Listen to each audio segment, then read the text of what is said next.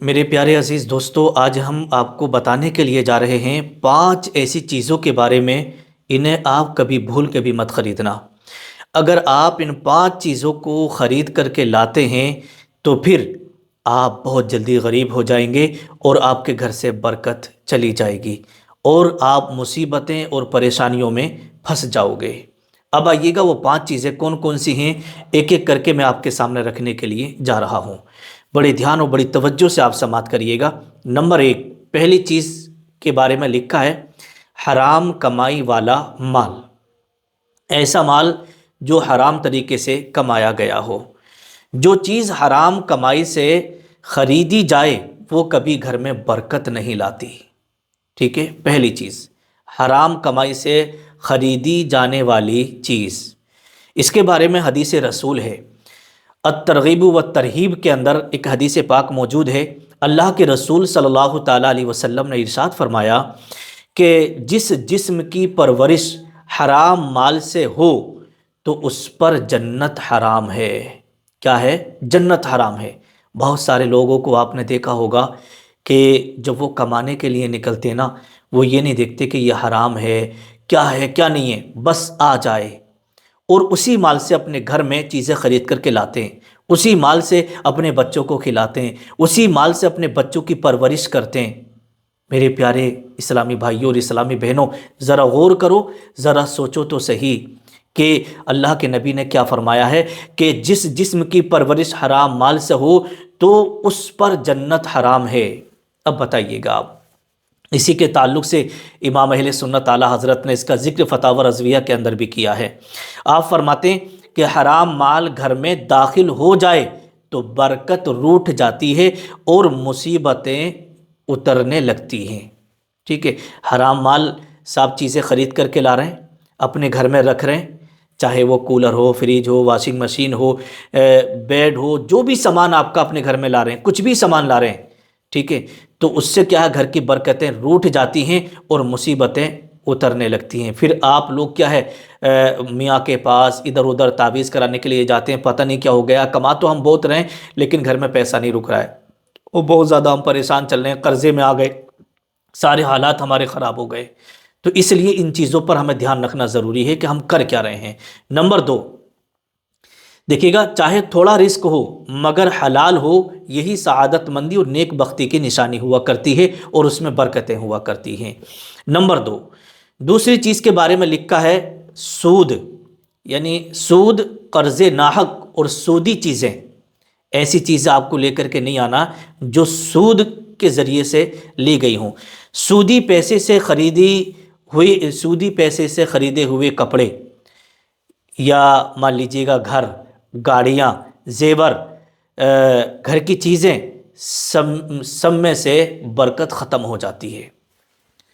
ٹھیک ہے، سود کے پیسے سے، جو لوگ سود کا پیسہ استعمال کرتے ہیں۔ اب آئیے گا، سود کے پیسے کے تعلق سے صحیح مسلم شریف کی حدیث پاک میں آپ کے سامنے رکھوں۔ دیکھیے گا، اللہ کے نبی صلی اللہ تعالیٰ علیہ وسلم نے ارشاد فرمایا کہ سود کھانے والا، سود لکھنے والا، سود پر گواہ، یعنی یہ سب کے سب کیا ہے، جہنم کے مستحق ہیں۔ ٹھیک ہے، سب کے سب کیا ہے، یہ جہنم کے مستحق ہیں۔ امام اہل سنت اعلیٰ حضرت نے بھی اس کا ذکر کیا فتاوی رضویہ میں کہ سود سے خریدا ہوا گھر عالیشان ہو تب بھی اس میں سکون نہیں رہتا۔ سود سے خریدا ہوا گھر کتنا بھی عالیشان کیوں نہ ہو، کتنی بھی خوبصورت کیوں نہ ہو، اس میں سکون نہیں رہتا اور اس گھر پہ برکت کبھی نہیں ہوتی۔ ٹھیک ہے، تو نشانیاں گھر میں لڑائیاں، بیماری، سکون، قرض کا بڑھ جانا، یہ ساری کی ساری کیا ہوتی ہیں، کس وجہ سے ہوتی ہیں؟ جب گھر کے اندر نحوست برستی ہے۔ ٹھیک ہے، تو گھر میں لڑائیاں ہوں گی، جب گھر کے اندر سود کا کام ہوگا تو گھر میں بیماریاں پیدا ہوں گی، گھر کے اندر حرام مال آئے گا، حرام چیزیں آپ لے کر کے آئیں گے تو گھر سے سکون چلا جائے گا اور رزق سے برکت ختم ہو جائے گی۔ نمبر 3، تیسرے نمبر پر آتا ہے ناجائز طریقے سے لی گئی وراثت۔ بہت سارے لوگوں کو آپ نے دیکھا ہوگا کہ رشتہ دار کا حق مال لیتا ہے، بھائی کا حق مال لیتا ہے، خرید لیتا ہے، اور ناجائز طریقے سے خریدی گئی زمینیں، چیزیں، حرام مال سے جو ہے خریدی گئی زمینیں، چیزیں ان سب چیزوں کے بارے میں دیکھیے لکھا ہے کہ بہن بھائی یا رشتہ دار کا حق مار کر گھر میں لائی گئی چیزیں، چاہے آپ نے رشتہ دار کا حق مارا، اب حق مار کر کے آپ کوئی سامان خرید کے لے کے آئے، ٹھیک ہے، بہن کا حق مارا یا بھائی کا حق مارا، اور یا کسی رشتہ دار کا حق مار لیا، یا پھر مان لیجیے گا کسی کا بھی اگر آپ نے حق مارا ہے اور پھر اس سے آپ سامان خرید کے اپنے گھر میں لاتے ہیں، تو لکھا ہے کہ بہن بھائی یا رشتہ دار کا حق مار کر گھر میں لائی گئی چیزیں غربت اور ذلت کا سبب بنتی ہیں، یعنی غریبی اور مفلسی اور پریشانی کا سبب بنتی ہیں۔ اب صحیح بخاری شریف کی حدیث پاک آپ سنیں، حضور صلی اللہ تعالیٰ علیہ وسلم نے ارشاد فرمایا کہ جس نے ایک بالشت زمین بھی ناجائز لی، قیامت کے دن اسے 7 زمینوں کا طوق پہنایا جائے گا۔ اللہ اکبر، کتنا؟ 7 زمینوں کا طوق اس کے گلے میں پہنایا جائے گا۔ اور اسی کے تعلق سے لکھا ہے کہ وراثت میں ظلم سے لیا گیا مال رزق کو اجاڑ دیتا ہے، یعنی رزق کی برکت کو بالکل ختم کر دیتا ہے، چاہے پوری جائیداد ہو مگر ظلم کے پیسے میں آگ ہے۔ کیا ہے؟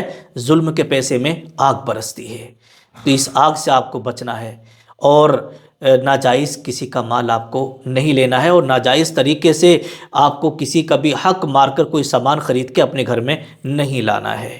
نمبر 4، چوتھی چیز کے بارے میں لکھا ہے کہ چرا کر کے، چوری، دھوکے اور فراڈ سے لی ہوئی چیز، ٹھیک ہے، بہت سارے لوگوں کو آپ نے دیکھا ہوگا کہ وہ بازار جاتی ہیں، بہت ساری ہماری اسلامی بہنیں اور اسلامی بھائی بازار جاتے ہیں اور کوئی بھی سامان بجائے خریدنے کے کیا کرتے ہیں، وہ چرا کر کے لے آتے ہیں، وہ سوچتے ہیں کہ پتہ ہی نہیں چلا اور چوری کر کے لے آئے۔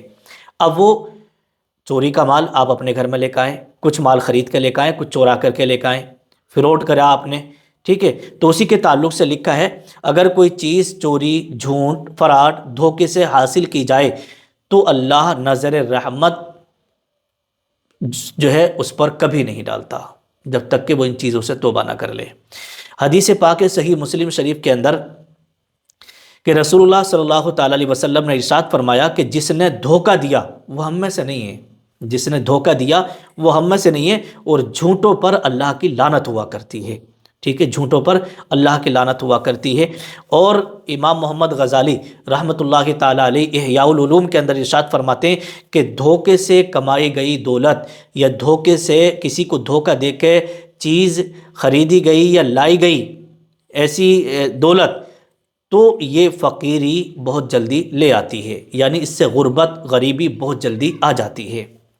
یاد رکھیں، ناجائز طریقے سے لی گئی ایک ٹافی بھی پوری کمائی کی برکت کھا جاتی ہے، ٹھیک ہے، ایک ٹافی بھی اگر آپ نے دھوکہ دے کے، فراڈ طریقے سے، جھوٹ بول کے، یا یوں سمجھیے گا ناجائز طریقے سے آپ نے کسی کی لے لینا، تو یہ ساری کی ساری کمائی کی برکت کو ختم کر دیتی ہے۔ جو آپ کے گھر میں برکت ہو رہی تھی نا، وہ بھی ختم ہو جائے گی، پھر مفلسی، غریبی بہت جلدی آ جائے گی۔ نمبر 5، پانچویں چیز کے بارے میں لکھا ہے کہ شوہر کے پیسے سے بیوی کا ناجائز خرچ کرنا۔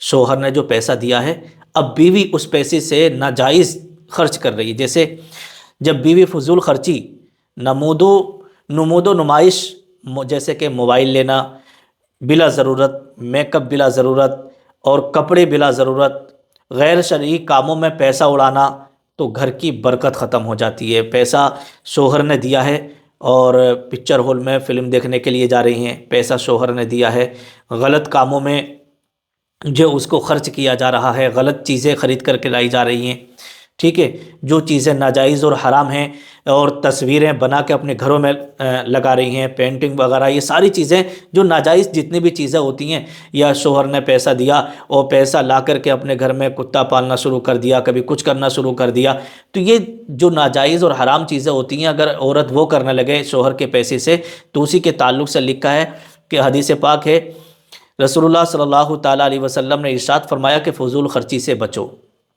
اور قرآن مقدس کے اندر آتا ہے کہ اللہ فرماتا ہے فضول خرچی کرنے والے شیطان کے بھائی ہوتے ہیں۔ امام اہل سنت اعلیٰ حضرت نے اس کا ذکر کیا ہے فتاوی رضویہ میں کہ فضول خرچی رزق کے دروازے بند کر دیتی ہے۔ جو لوگ بلا وجہ، چاہے وہ عورتیں ہوں یا مرد، مرد ہوں بلا وجہ فضول خرچی کرتے نا، تو ایسے لوگوں کے لیے جو ہے وعید آئی ہیں۔ لکھا ہے کہ گھر میں پیسہ آتا ہے مگر جاتا ہی رہتا ہے، کچھ بچتا نہیں ہے، تو ہمیں ان سب چیزوں پر جو ہے دھیان رکھنا ہے، ٹھیک ہے۔ چاہے تھوڑا ہی ہو لیکن حلال رزق ہونا چاہیے۔